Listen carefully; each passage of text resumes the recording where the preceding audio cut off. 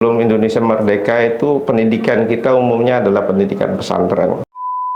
Orientasi dari pendidikan di pondok pesantren itu adalah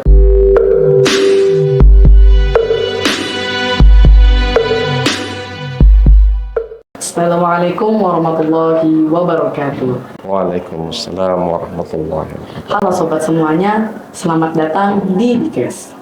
Baik, perkenalkan nama saya Muhammad Thoriq Fadil Akbar, santri kelas 8 MTS, Pondok Pesantren Modern Al-Furqan Muhammadiyah Banjarmasin. Alhamdulillah, pada podcast perdana ini kita akan membahas seputar pondok kita tercinta. Dan sekarang kita kedatangan bintang tamu yang sangat spesial dan juga luar biasa. Ya, kita kedatangan seorang guru sekaligus pimpinan pondok. Ia adalah Dr. Fahmi Riyadi, STHI MSI. Assalamualaikum warahmatullahi wabarakatuh. Waalaikumsalam warahmatullahi wabarakatuh. Selamat sore nih Tat, gimana kabar Antum? Alhamdulillah baik. Alhamdulillah, sebelumnya terima kasih banyak untuk Ustadz karena sudah bersedia hadir di podcastnya Santri Asrama dan menjadi bintang tamu pertama kita. Iya. Oh ini Tat, pada podcast perdana kali ini kita akan membahas seputar tentang pondok kita ini. Iya, baik. Baik, mulai dari sejarah berdirinya, keadaan sekarang, sampai dengan tujuan ke depannya. Tapi sebelum kita memulai ke pembahasan inti, kayaknya belum afdol nih Tat. Kalau kita belum tahu tentang Antum nih Tat, kira-kira boleh gak? Boleh. Jadi begini Tat, bisakah Ustadz memperkenalkan diri, Ustadz berasal dari mana, riwayat pendidikan, dan lain sebagainya? Ya, baik. Sebelumnya saya ucapkan Assalamualaikum warahmatullahi wabarakatuh. Waalaikumsalam warahmatullahi wabarakatuh. Perkenalkan diri dulu ya. Iya. Nama Fahmi Riyadi. Kalau lengkap dengan gelarnya Dr. Fahmi Riyadi, STHI MSI. Saya kelahiran dari Hulu Sungai Tengah, dari Barabai tepatnya ya. Kelahiran Barabai. Pendidikan juga dimulai dari sana. Kebetulan keluarga saya keluarga yang aktif di organisasi Muhammadiyah, khususnya kakek saya dulu Kiai Haji Abdul Majid ya, di Barabai, termasuk pendirinya juga di Hulu Sungai Tengah situ. Maka banyak anak cucu beliau itu yang sekolah di Muhammadiyah. Makanya saya mulai dari TK itu Muhammadiyah, terus SD masuk Muhammadiyah di depan Masjid Mujahidin tuh kalau ada di Barabai. Tapi di tingkat menengahnya saya masuk ke SMPN 1 ya, SMPN 1, terus singkatnya melanjutkan ke Jawa.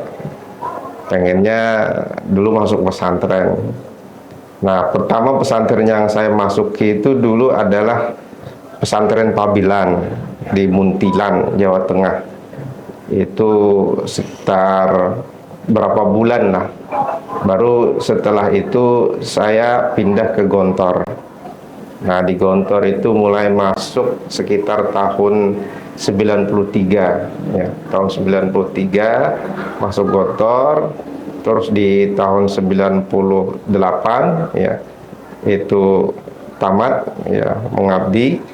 Setelah itu baru tahun 99 ya. Tahun 99 itu melanjutkan ke perguruan tinggi. Kebetulan saya memilih IAIN Sunan Kalijaga dulu, mengambil bidang tafsir hadis ya di tahun 1999. Nah, selanjutnya saya melanjutkan kuliah tahun 2003 itu selesai ya, kebetulan kuliahnya pas 4 tahun. Tahun 2003 balik lagi saya ke Barabai sambil nyari kerja, misalkan mengajar dulu, pernah mengajar di SMA dulu Pantai Hembawang namanya, di SMA. terus juga mengajar di TPA dan seterusnya.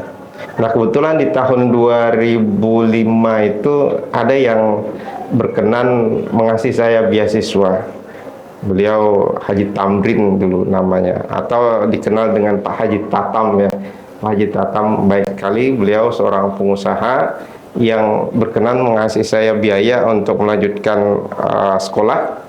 Nah, saat itu beliau menanyakan ke saya, Pak Hami mau kuliah di mana? Saya memilih mau kuliah di mana ya, karena pengalaman saya sebatas Yogyakarta. Kalau di daerah-daerah lain kurang familiar, maka saya melanjutkan S2-nya tahun 2005 itu ke Yogyakarta. Nah, beliau mengasih beasiswa baik sekali, mudah-mudahan beliau selalu diberkati oleh Allah Subhanahu wa taala. Di tahun 2007 selesai. Nah, jadi lumayan cepat, S1-nya 4 tahun, S2-nya 2 tahun. Nah, di akhir tahun 2007 itu ada penerimaan PNS dulu ya, penerimaan PNS dosen. Kebetulan saya mengikuti tahun 2007 itu. Nah, di tahun 2007 itu diumumkan saya diterima sebagai dosen di universitas, bukan universitas dulu ya, Institut Agama Islam atau IAIN Antasari Banjarmasin. Nah, di 2008 baru mendapat panggilan untuk mengabdi di IAIN ya 2008. Nah, sejak 2008 sampai sekarang saya jadi dosen di sana. Sekaligus juga nanti kita lanjutkan lah kalau ada pertanyaan mengabdi di Al-Furqan. Mungkin pengalaman sekilas tentang pendidikan saya gitu. Masya Allah, luar biasa sekali tentang riwayat pendidikan Ustaz sendiri. Oh ya,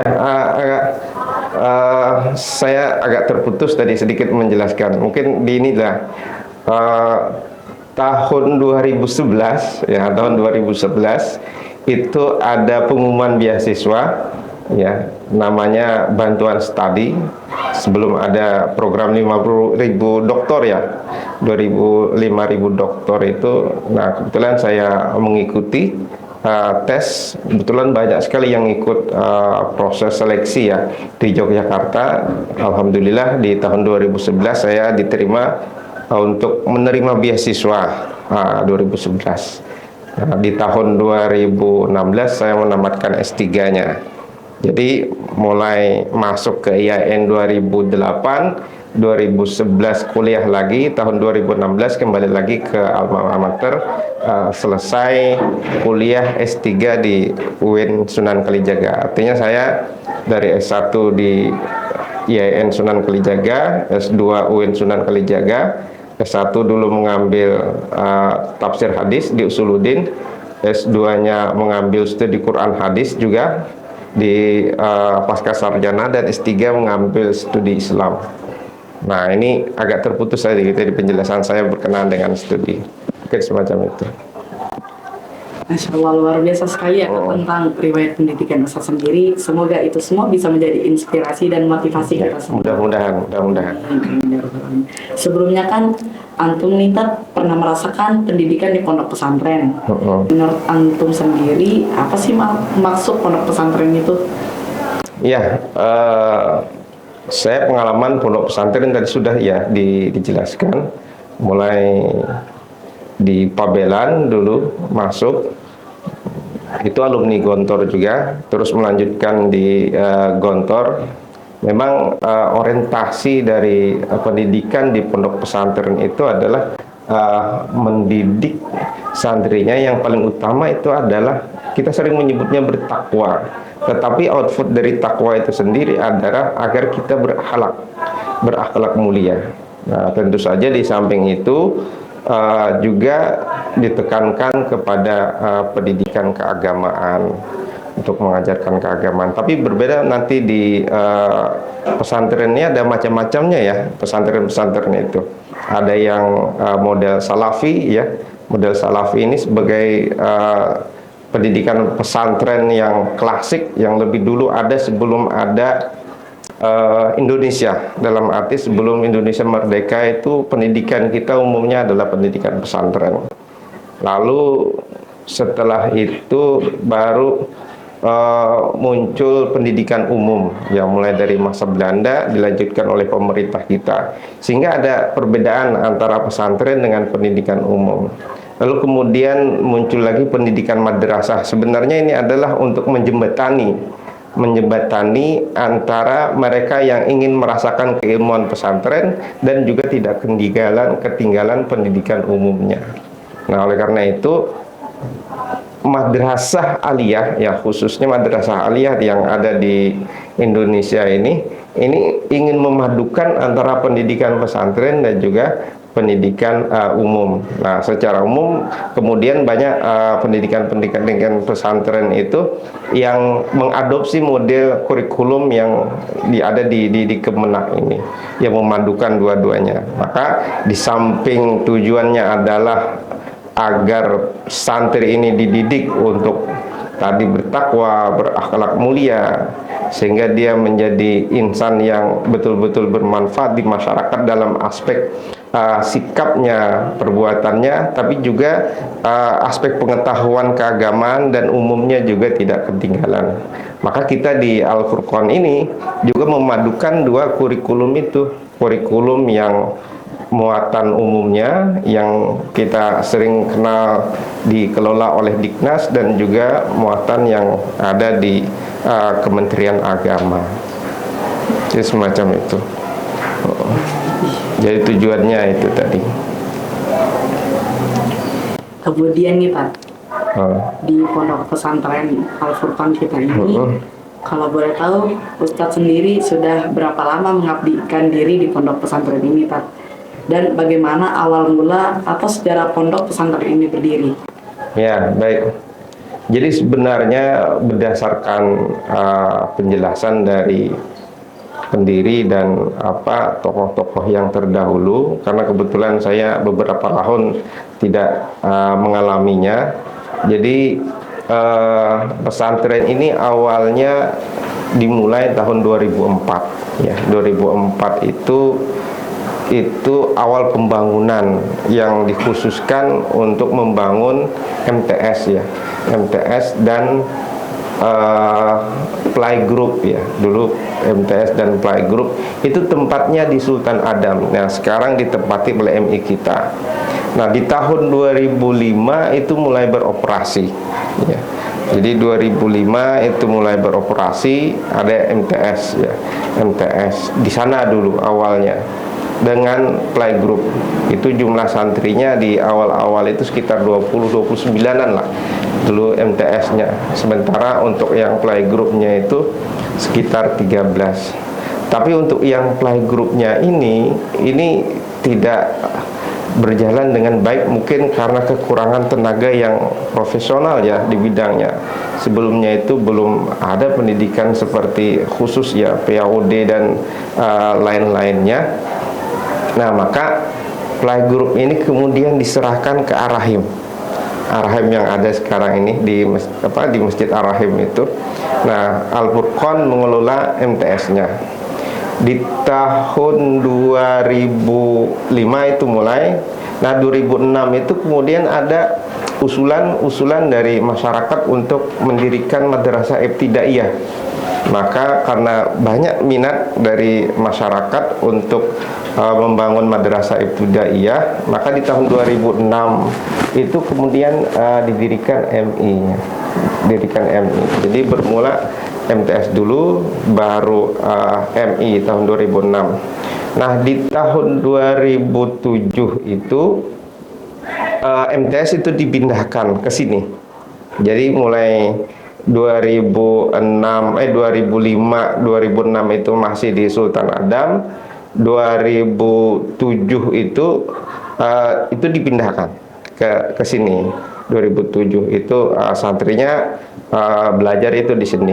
Dulu di sini masih banyak rawanya ya, tanah yang kita tempati untuk belajar futsal dan seterusnya itu hampir 1 meter dulunya rawanya diuruk. Nanti kalau kita bongkar di dalamnya itu, saya kebetulan sempat juga menguruk itu, nanti kita temukan di dalamnya itu banyak sekali sasapan-sasapan apa ya, pohon, bahkan hampas batu bara itu dimasukkan juga. Nah, di tahun 2007 tadi ya dipindahkan, 2008 saya bergabung di sini. Nah, tahun 2008 itulah awal MTS ini dialihkan menjadi pondok pesantren. Nah, artinya didaftarkan sebagai pondok pesantren, tidak sekedar MTS biasa. Nah, kebetulan saya dulu menjadi ya pembantunya saja. Dari 2008 dulu ada Pak Dr. Andes Moran Zuhri, ya, almarhum. Beliau ketuanya. Terus ada Pak Nadir, ya. Pak Nadir sekarang studi di Australia. Terus juga ada Pak Dr. Andes Haji Abdul Manap. Kebetulan beliau adalah sekretarisnya. Dulu Pak Nadir itu adalah wadirnya, dan saya wakil sekretarisnya dulu tahun 2008 ya. Nah, berarti saya bergabungnya di tahun 2008 itu. Nah, itu mulai ada pondok pesantren. Nah, di tahun 2009 itu dulunya mulai didirikan, kita buka SMA. Dulu namanya SMA ya.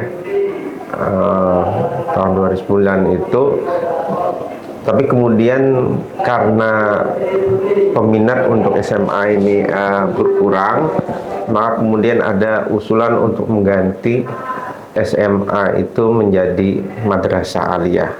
Makanya di tahun 2013 itu kemudian dialihkan jadi SMA, berubah menjadi MA yang sekarang dikepalai oleh Bapak Reza Fahlevi. Nah, di tahun 2010 itu dibuka SMK. Ya, SMK. Dulu di 2011 itu Bapak Murhan kebetulan dengan saya juga mencari peralatan-peralatan SMK ya di Yogyakarta, mencari timbangannya dan seterusnya. Nah, dari sampai sekarang, jadi 2011 itu SMK. Jadi saya bergabung di Al-Furqon ini mulai tahun 2008, pas waktu peralihan dari madrasah ke pondok pesantren sampai sekarang. Ya, sampai sekarang di tahun 2023. Ya, jadi kalau dihitung masa saya bergabung sampai sekarang itu sekitar ya 15 tahun lah. Dimulai dari tahun 2008 itu. Nah, tentu banyak ya perubahan ya, dan juga dinamika di pondok pesantren ini. Dulu asrama, khususnya asrama itu hanya sedikit, dan asrama kita itu awal-awalnya hanya sekedar mengasramakan santri saja. Tapi kemudian pada tahun-tahun berikutnya kita mulai mencoba untuk melakukan pembenahan terhadap asrama, baik dalam aspek pembelajarannya, kurikulumnya, dan selanjutnya. Nah, tentu saja masing-masing unit, tadi kita memiliki beberapa unit ya, mulai dari MTS, terus kemudian dibangun MI, terus juga dilanjutkan dengan SMA yang kemudian bertransformasi menjadi MA, dan juga SMK. Itu tentu ada dinamikanya tersendiri. Tentu perubahan yang saya rasakan mulai dari tahun 2008 ini sampai sekarang itu lumayan baik. Mulai dari aspek pembangunan fisiknya, kita terus melakukan pembenahan, melengkapi segala apa yang diperlukan oleh santri ya. Mungkin si Torik melihat sendiri bagaimana perkembangan kita juga untuk asrama, terus melengkapi. Sampai sekarang kita memiliki 5 asrama, yang terbaru ini asrama 5 ya.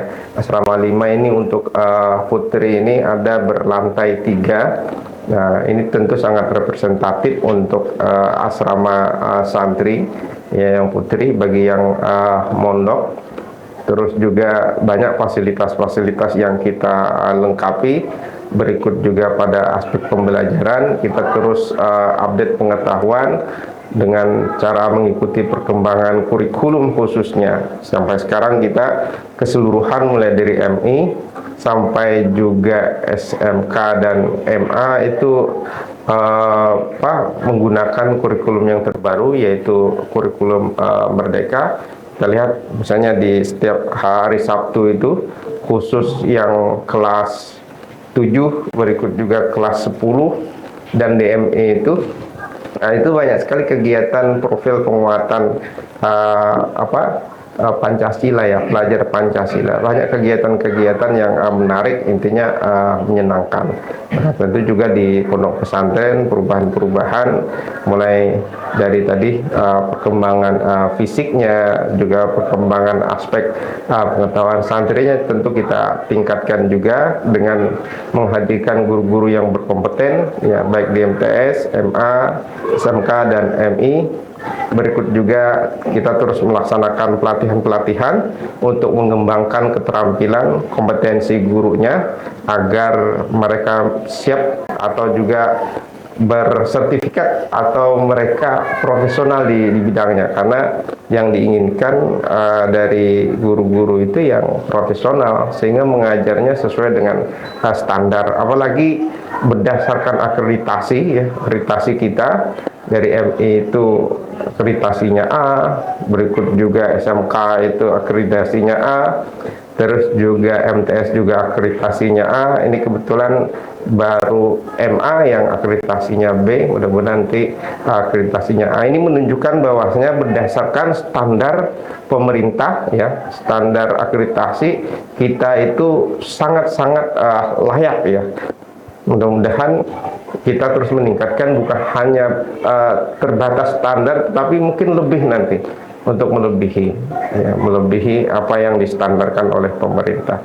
Nah, ini alhamdulillah perkembangannya sangat lumayan, dan yang cukup kita senangi juga masyarakat mengenal brand Al Furqon bukan hanya di Banjarmasin, tetapi juga di daerah-daerah yang lain seperti di Kota Baru, juga ada di Tanah Bumbu, ada juga di HST, ada Tanjung, terus juga bahkan Kalteng itu juga banyak yang sekolah di sini dan sudah menjadi alumni. Artinya Al Furqon memiliki brand tersendiri untuk sekolah swasta kepemilikan Muhammadiyah ya, Persyarikatan Muhammadiyah.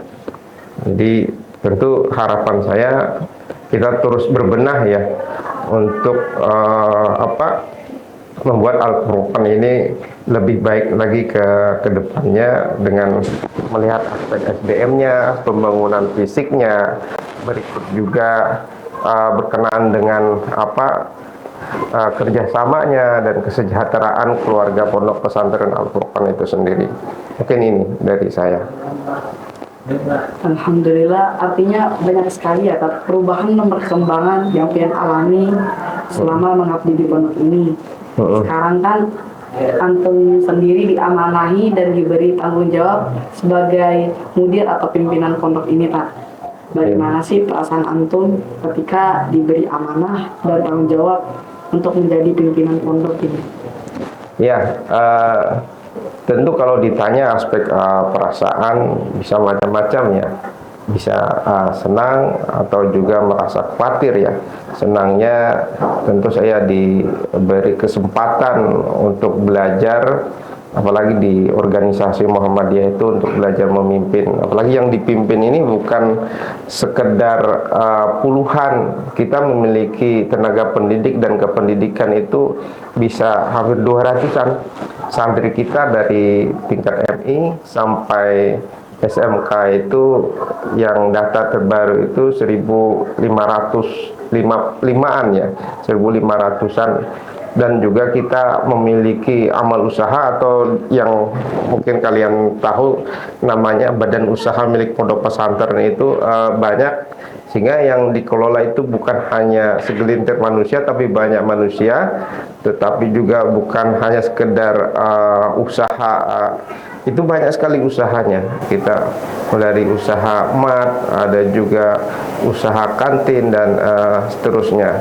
Nah, kalau ditanya tadi agak senang karena saya belajar untuk memimpin, dan itu juga ada kekhawatiran ya kalau nanti di kepemimpinan saya ini Al-Furqan ini kurang diminati. Oleh karena itu saya berusaha untuk terus berpikir bersama teman-teman, terutama pengurus pondok yang kebetulan baru dilantik ya, karena saya dilantik sekitar bulan Mei, yang teman-teman pengurus itu di bulan Agustus ini.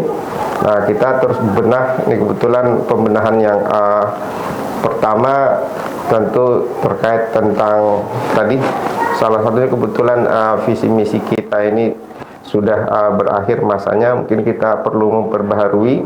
Ada 3 hal yang perlu kita tekankan nanti ke depannya terkait dengan visi misi. Pertama tentang kualitas pondok pesantren itu sendiri. Kalau udah bagus kita pertahankan dan kita tingkatkan lagi. Bagaimana terus kita tingkatkan. Yang kedua itu adalah poin tentang kaderisasi. Jadi Al-Furqan ini kita visikan agar orang yang masuk itu menjadi kader di sini, menjadi kader Muhammadiyah khususnya. Ya, seperti Thorik nanti belajar di sini, silahkan nanti kalau sudah belajar di tingkat lanjut, silahkan bisa kembali untuk mengabdi ke Al-Furqan sini. Makanya banyak sekali kegiatan-kegiatan yang santri-santri itu agar berkesan sekolah di sini sehingga dia menjadi kader-kader yang baik. Misalkan kita berusaha untuk membuat ya yang sampai kapanpun nanti dia akan ingat. Misalnya ada tulisan di sana, kami titipkan Muhammadiyah kepadamu. Setiap kali mau pulang ada tulisan. Artinya itu salah satu pendidikan kaderisasi juga, bahwasanya kemuhammadiyahan itu bukan hanya di pelajaran kemuhammadiyahan saja, tetapi di kegiatan ekstra, di kegiatan seperti pengembangan minat dan bakat seperti HW, tablak suci, muhadharah, dan banyak sekali kurikulum, banyak sekali ekstrakurikuler yang ada di pondok itu, terutama untuk mendidik santri kita agar menjadi kader yang baik. Dan poin yang ketiga tentu sebagai pondok pesantren kita menginginkan santri itu menjadi santri yang berakhlak mulia. Ya, bukan hanya hormat terhadap guru, tetapi juga lebih utama lagi kepada orang tua. Di sini juga belajar beribadah, ya, memikirkan, bukan hanya memikirkan hal duniawi, tetapi juga memikirkan hal ukhrawi, bagaimana meningkatkan kedekatan kita kepada Allah Subhanahu wa taala, meningkatkan pengetahuan kita.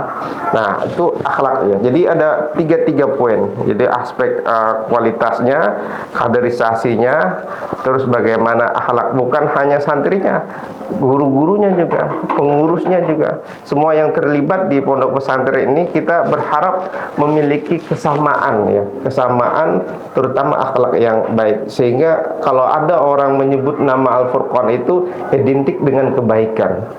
Kalau ada orang menyebut Al-Furqan itu identik dengan kualitas.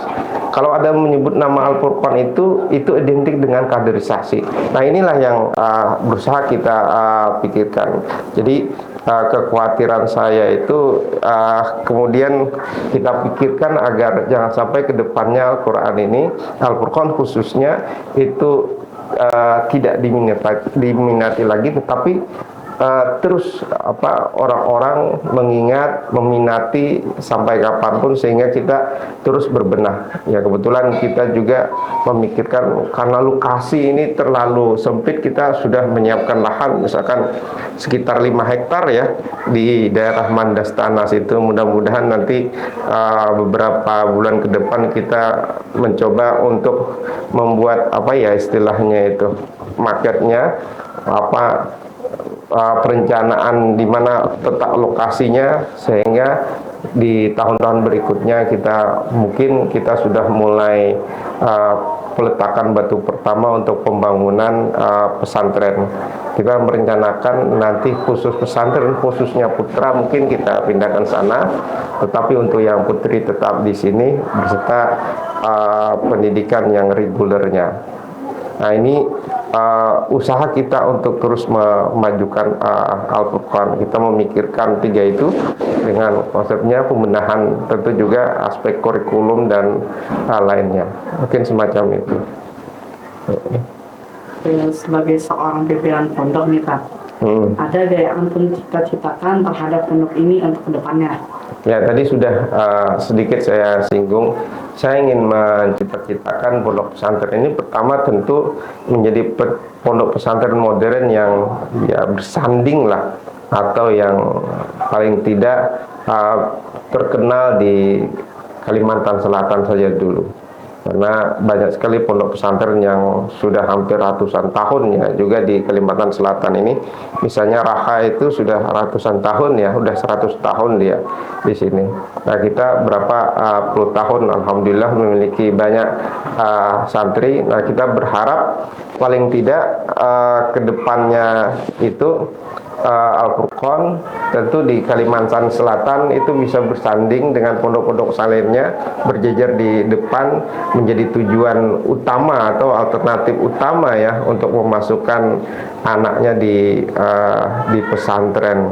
Karena ke depan itu banyak sekali persaingan-persaingan, misalnya sekolah-sekolah itu walaupun tidak berbasis pesantren tapi menawarkan model-model yang ada di pesantren seperti sekolah SDET, SMPET yang menawarkan tahfiz dan lain sebagainya.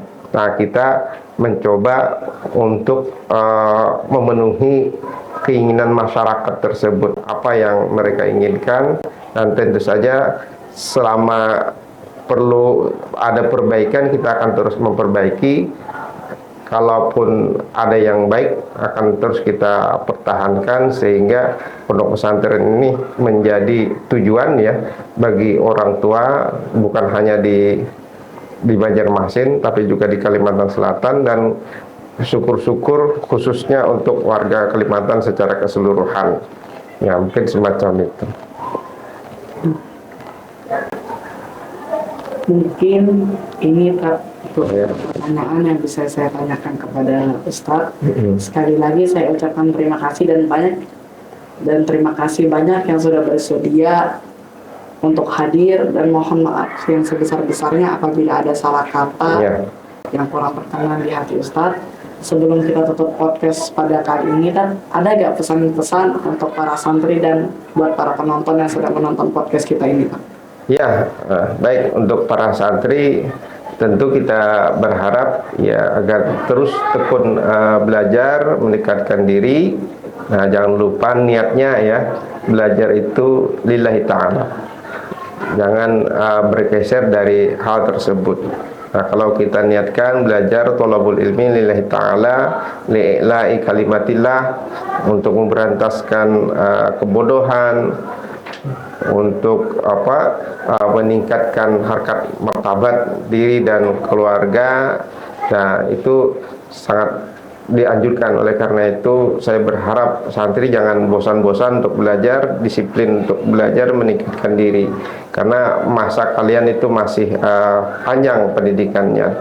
Dan juga tentu bagi masyarakat ya, khususnya warga Muhammadiyah baik yang ada di Banjarmasin dan juga di Kalimantan Selatan, baik di hulu sungai, di Tanah Bumbu, Kota Baru dan lain sebagainya, kita mengajak untuk bergabung di pondok pesantren ini. Silahkan bagi yang berminat untuk masuk, misalnya berasrama, itu ada berasrama. Bagi yang reguler silahkan reguler.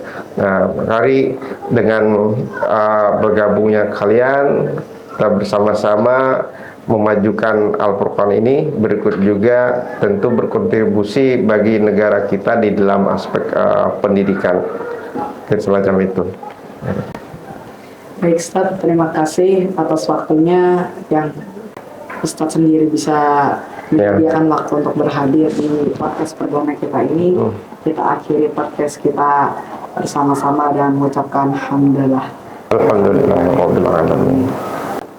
Sekian untuk podcast perdana kita pada hari ini.